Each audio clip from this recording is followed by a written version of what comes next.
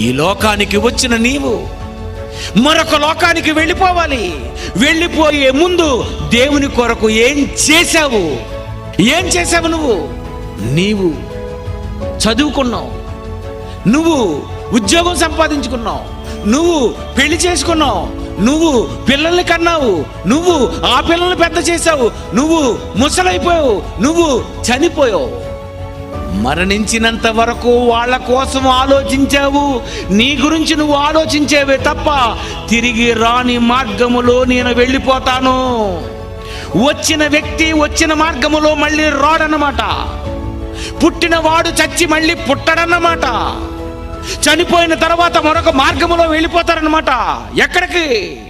తిరిగి రాని మార్గం అది. మళ్ళీ రావడం ఉండదు. మరణించిన తరువాత నువ్వు మరొక మార్గము ద్వారా వెళ్ళిపోతావు.